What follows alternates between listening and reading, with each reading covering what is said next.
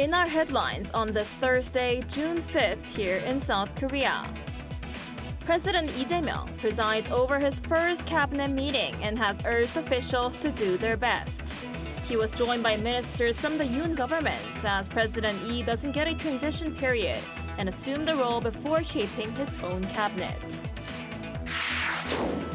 The South Korean government has secured a deal to build 2 nuclear power reactors with the Czech Republic. The $18 billion deal was signed after a Czech High Court dismissed a lower court ruling that blocked the government from closing the deal. South Korea's economy slumped in the first quarter of this year, mainly due to weak domestic demand and global uncertainties, following the Trump administration's tariff policies. Welcome to the Daily Report for this Thursday, June 5th. President Lee Jae-myung didn't get the luxury of forming his own cabinet before his term started and has to continue working with those who were appointed by his predecessor. Despite this, he says there's no time to waste. Our Kim Do-yeon starts us off. It was the first cabinet meeting for President Lee Jae-myung on Thursday, and it lasted well over the scheduled time for 4 hours. And, quote, awkwardness ensued for those hours as President Lee discussed state matters with the cabinet who were appointed by impeached former President Yoon.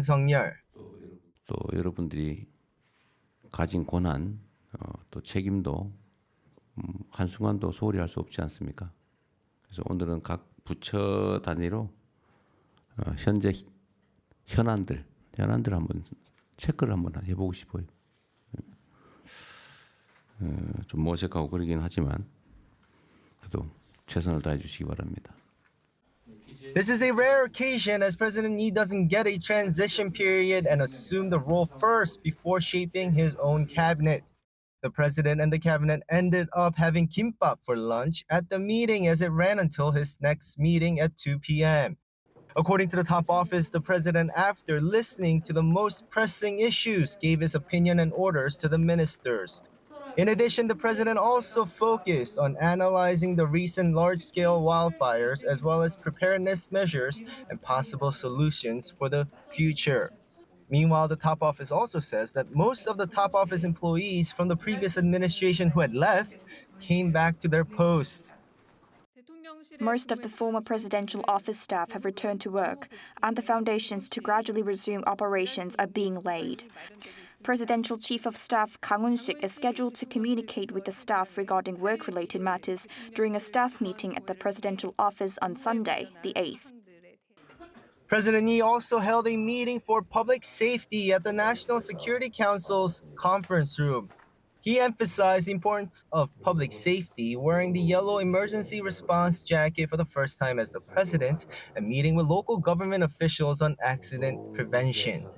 Meanwhile, the top office also said that the president has canceled 2 constitutional court justice nominations made by former Prime Minister Han Duck-soo, claiming it was out of his authority. One was Lee Wan-gyu, who also served as the Minister of Government Legislation under President Yoon, and the other was Han Sang-hoon. Kim Do-yeon, Arirang News. Now, the ruling party, the Democratic Party, passed contentious special investigation bills this afternoon during a plenary session of the National Assembly amid a boycott by the People Power Party. Our political correspondent Shin Ha-young reports. Back in power after 3 years, the ruling Democratic Party of Korea, which holds a majority in the 22nd National Assembly, is now speeding up efforts to pass contentious bills previously vetoed by the former administration. The ruling party on Thursday unilaterally passed a special investigation bill into the death of a marine during flood rescue operations in 2023, which had been passed by the Assembly 3 times but then vetoed by the Yoon administration. Of the 198 votes cast, 194 lawmakers voted in favor, while 3 abstained amid a boycott by the People Power Party. The same day, the Assembly also passed a bill calling for a special investigation into former President Yoon's declaration of martial law last December and the related insurrection charges. A similar special prop bill had been previously passed twice, but was also vetoed. A quick and thorough investigation under a special counsel is needed to hold those responsible accountable and prevent another coup attempt like the one on December 3rd. The public strongly supports the passage of the special counsel bill. A bill calling for a special counsel probe into former First Lady Kim Gun-hee over allegations of election fraud involving political broker Myung Tae-gyun was also passed during Thursday's plenary session. The Assembly also approved a separate bill that gives the Justice Minister, alongside the Prosecutor General, the authority to directly request disciplinary action against prosecutors. Of the 202 votes cast, 185 lawmakers voted in favor, while 18 voted against it. Most lawmakers from the PPP boycotted the vote, criticizing the DP for pushing the bills through unilaterally without bipartisan support. Today's bills don't reflect President Lee Jae-myung's first promise of unity. It's disappointing that the focus isn't on helping people's lives. This bill is just a revenge move. Punishing those who investigated President Lee by holding hearings to shame them and trying to impeach them is like attacking the justice system. Meanwhile, ahead of Thursday's vote, Assembly Speaker Woo Won-sik said that as the Lee administration begins, respecting and cooperating with the parliament is essential for national unity and a successful government, urging the new government to keep this in mind. 신하영, Arirang News. Meanwhile, in North Korea, the regime has acknowledged South Korea's presidential election, reporting Lee Jae-myung's victory just a day after he was officially declared president. Our North Korean affairs correspondent Kim Jung-sil reports. A day after President Lee Jae-myung was sworn into office, North Korea reported on the election. North Korea's official newspaper, the Rodong-sinmun, briefly reported the South's presidential election result on Thursday, saying that the vote took place on June 3rd, 2 months after Yoon's impeachment, which it called the December 3rd martial law incident. There was no commentary, no criticism. But analysts say what Pyongyang didn't say might be just as telling. Despite declaring the South an enemy state and cutting all ties, the North reported the election result just a day after. This quick response may be a subtle sign that Pyongyang is closely watching developments in the South, even as it maintains its posture of disengagement. In the past, North Korea took more time to respond, waiting 3 days after the 2017 election and 2 days in 2022. On those occasions as well, Pyongyang offered only short, factual summaries with no analysis. This time, a senior official at South Korea's Unification Ministry pointed to a subtle shift in language. Instead of using South Choson, a term often associated with a shared Korean identity, Pyongyang referred to the South as South Korea. Experts say the change could reflect Pyongyang's strategy of maintaining distance from the South, a pattern seen in recent years. Whether it signals an opening or just a more deliberate kind of silence remains to be seen. Kim Jung-sil, Arirang News. South Korea has signed a nuclear plant project with the Czech Republic, which had been put on hold after a rival bidder had filed an injunction. This multi-billion-dollar deal will be the first for Seoul in 16 years. Our An Sung-jin has the details. The nuclear plant deal between the Czech Republic and South Korea has finally been sealed. Representatives from the Dukovany 2 power plant and the Korea Hydro and Nuclear Power on Wednesday signed final contracts to build 2 new nuclear power reactors in the Czech Republic. Czech Prime Minister Petra Fiala said on the same day all doubts and legal obstacles that prevented the nuclear power plant project from being launched had been removed. The signing of the deal came only hours after the Czech High Court lifted an injunction barring the deal from closing. The two parties were originally to sign the contract on May 7th until the losing bidder EDF of France had filed for and won an injunction, delaying the project's timeline. However, Dukovany and KHNP appealed the ruling and the court declared that the injunction was unverifiable. The $18.6 billion deal will result in the expansion of the Dukovany nuclear site with the construction of 2 1,000-megawatt units, with the first to be completed by 2036. This deal is the first such project for KHNP in Europe and the company's first overseas project since a deal made with the UAE in 2009.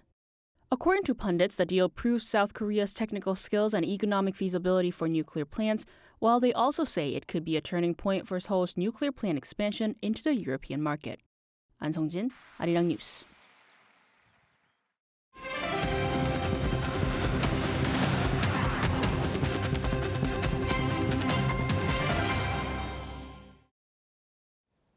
South Korea's economy shrunk in the first quarter of this year, mainly due to weak domestic demand and uncertainties led by the Trump administration's reciprocal tariffs. But officials say the economy is likely to improve in the second quarter. Our Moon Ji-young has the details. South Korea's economy contracted in the first quarter of 2025 compared to the previous quarter amid domestic and international economic uncertainties. Preliminary data from the Bank of Korea released Thursday show that the country's gross domestic product from January to March shrank by 0.2% on quarter, unchanged from an estimate in April. It marked a decline in GDP following 2 consecutive quarters of positive growth. The Bank of Korea explained that weak domestic demand was a primary factor in the downturn. Looking closer of the total decline, domestic demand contributed negative 0.5 percentage points, while net exports boosted the growth rate by 0.2 percentage points. Imports were down 1.1%, with crude oil and natural gas among items contributing to the drop. Exports declined by 0.6% due to lower shipments of chemicals, machinery, and equipment. Facility investment dropped by 0.4%, marking its weakest performance since the first quarter of 2024. While construction investment declined by 3.1%, private spending also saw a decline of 0.1%, driven by weakening demand for services. According to an official from the Bank of Korea, domestic demand is likely to improve in the second quarter. The impact of U.S. tariff policies is beginning to show in sectors like automobiles and steel, and with these policies expected to expand further, exports may be negatively affected. However, overall, there are signs of improvement in domestic demand indicators. He also said that while construction, food service, and accommodation remained sluggish, there were improvements in the consumption of durable and non-durable goods, production in the wholesale and retail sectors, and facility investment compared to the first quarter. Meanwhile, the country's gross national income per capita advanced 1.5% in 2024 compared to the previous year, exceeding the earlier estimate of 1.2% made in March. Moon Ji-young, Arirang News. South Korea's benchmark KOSPI has climbed above the 2,800 mark on Thursday for the first time since July last year.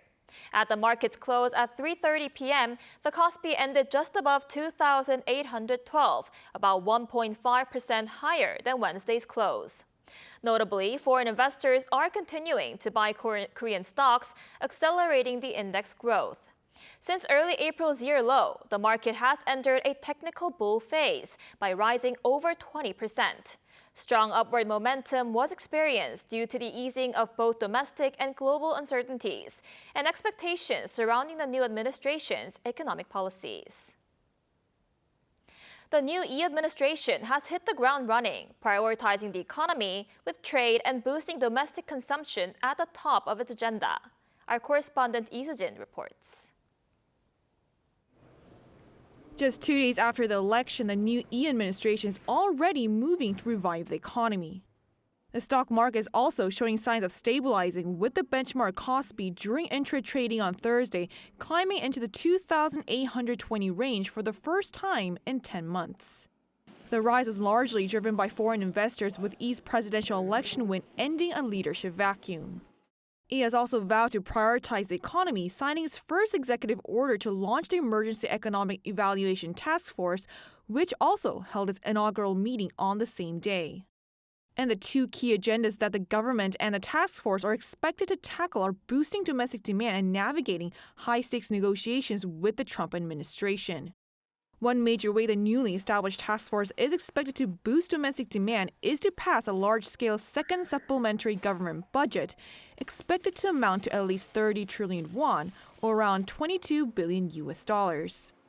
The ruling DP is reportedly aiming to finalize the budget plan this month, with hopes of passing it in the National Assembly, which it has a majority in, as early as next month. A key part of the second supplementary budget is expected to be government-issued local vouchers. During downturns like this, when small businesses are struggling, local vouchers may not be a long-term fix, but can still provide a boost for at least 6 months. South Korea is also locked in high-stakes talks to roll back tariffs imposed under the Trump administration. At the task force first meeting Wednesday night, Trade Minister Chung In-gil briefed the president on recent U.S. demands, which include easing non-tariff barriers such as lowering import restrictions on American beef over 30 months old. But there are key areas that the government may be able to leverage in future negotiations without Korea having to lower non-tariff barriers. Moving forward, if Korea and the U.S. expand cooperation in shipbuilding and other technology and industrial sectors, it could serve as a kind of channel to broaden discussion into other areas, leading to favorable negotiations. While it is yet unclear who Lee would appoint to take on the dual role of finance and deputy prime minister and lead the task force, whoever takes the post will be central to Korea's economic recovery. 이수진, Arirang News. Over in the U.S., President Trump has announced a sweeping new travel ban affecting 12 countries and signed an order restricting foreign students at Harvard, citing national security concerns. Our Pyongyang has this report. President Trump announced on Wednesday that citizens of 12 countries will be banned from visiting the United States. Trump ties the new ban to Sunday's terror attack in Boulder, Colorado. The recent terror attack in Boulder, Colorado has underscored the extreme dangers posed to our country by the entry of foreign nationals who are not properly vetted, as well as those who come here as temporary visitors and overstay their visas. We don't want them. The new ban omits North Korea but applies to 12 other countries. Additional restrictions will be imposed on visitors from 7 countries. AP News described the move as the resurrection of a policy from Trump's first term in 2017 that barred entry from several Muslim-majority countries. That original ban, later repealed by the Biden administration in 2021, affected nationals from Iraq, Syria, Iran, Sudan, Libya, Somalia, and Yemen, as well as North Korea and some Venezuelan officials. The announcement follows a January executive order requiring U.S. agencies to assess which countries pose a national security risk or demonstrate hostile attitudes toward the U.S., laying the groundwork for renewed travel restrictions. Also on Wednesday, Trump signed a proclamation restricting foreign student visas for Harvard University. The proclamation blocks entry into the U.S. of any new Harvard students holding student visas and instructs the Secretary of State to review and potentially revoke those already issued. Trump declared in an executive order that it would jeopardize national security to allow Harvard to continue hosting foreign students on its campus. This marks the latest escalation in the administration's standoff with Harvard, which has resisted calls for sweeping reforms it says would undermine institutional autonomy. The administration has already slashed research funding and directed federal agencies to sever ties with the school. Pyongyang, Arirang News.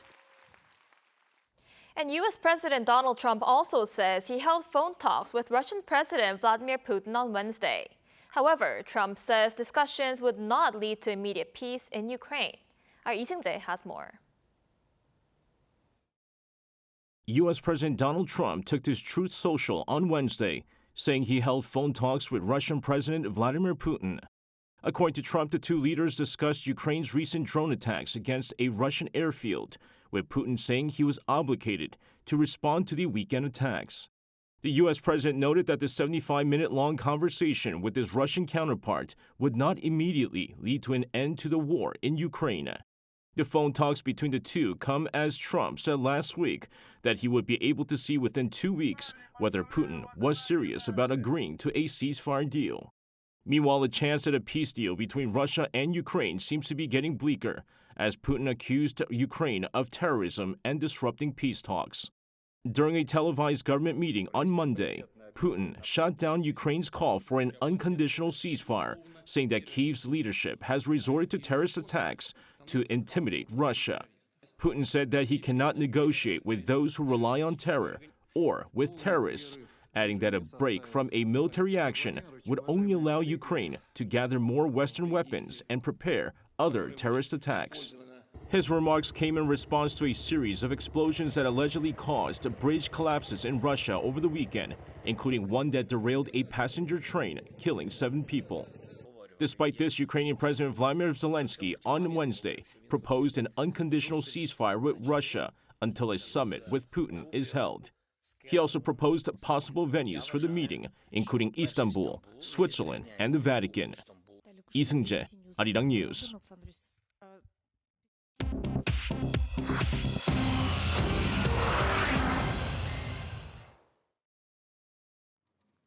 This is The World Now, bringing you the latest stories from around the globe. The United States has vetoed a United Nations Security Council draft resolution that called for an immediate, unconditional, and permanent ceasefire in Gaza. On Wednesday, the U.S. exercised its veto power to block a UN Security Council resolution that demanded an immediate ceasefire in Gaza and the unrestricted delivery of humanitarian aid to the region. All 14 other Security Council members supported the draft resolution. Acting U.S. Ambassador to the UN, Dorothy Shea, defended the veto, stating that the resolution failed to condemn Hamas for its October 7, 2023 attack on Israel, did not call for the group's disarmament nor its withdrawal from Gaza. She said, "We would not support any measure that fails to condemn Hamas and does not call for Hamas to disarm and leave Gaza." The U.S. also vetoed the last Security Council resolution on Gaza in November. Russia said on Wednesday that its Crimean bridge remains fully operational with no damage. This comes after Ukraine detonated explosives on the strategically significant bridge. In the early hours of Tuesday, Ukraine's security service said it conducted a coordinated underwater attack on the Crimean bridge, deploying explosives equivalent to 1,100 kilograms of TNT. The SBU released footage showing a blast beneath the bridge, claiming severe damage. Kremlin spokesperson Dmitry Peskov acknowledged the explosion, but stated nothing was damaged. The bridge is working, dismissing Ukraine's claims of structural harm. This was Ukraine's third attack on the bridge since Russia's full-scale war began in 2022. The bridge is considered a significant military supply route for Russian forces in Crimea. Bulgaria will become the 21st nation to adopt the euro at the start of next year after receiving approval from the European Central Bank and the European Commission on Wednesday. The decision follows Bulgaria's fulfillment of all convergence criteria, including inflation control, fiscal stability, and exchange rate alignment. Bulgaria's prime minister hailed the approval as a milestone, emphasizing its potential to bolster foreign investment and deepen Bulgaria's integration into the European Union. However, pro-Russian groups protested, expressing concerns over national sovereignty and potential worsening poverty and inflation. Finally, Nintendo's highly anticipated Switch 2 gaming console is poised to exceed initial sales forecasts as it prepares for its global release on June 5th. The company projects sales of 15 million units by March 2026, but analysts suggest the number will exceed that. Pre-orders have sold out rapidly worldwide, with Japan alone receiving over 2.2 million applications. Despite the $449.99 price point, consumers are enthusiastic about the Switch 2's enhanced features, including a larger LCD screen and improved processing power. Choi Ji-hee, Arirang News.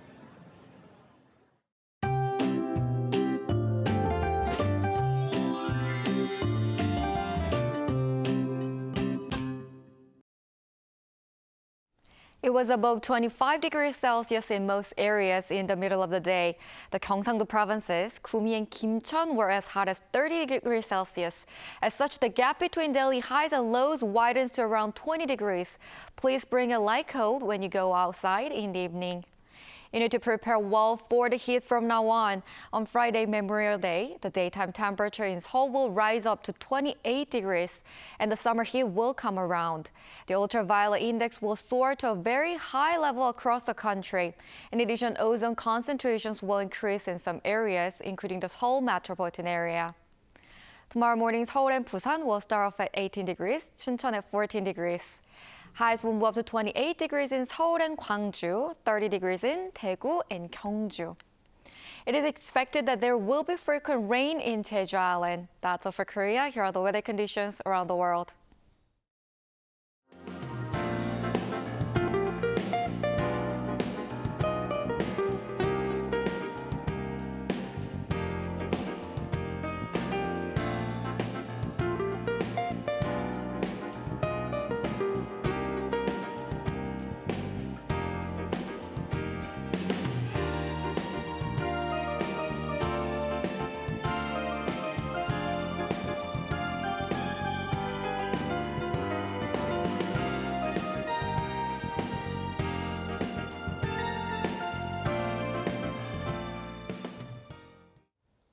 Now, those are the headlines at this hour in Korea. Thank you for watching, but stay tuned for our panel session coming up next.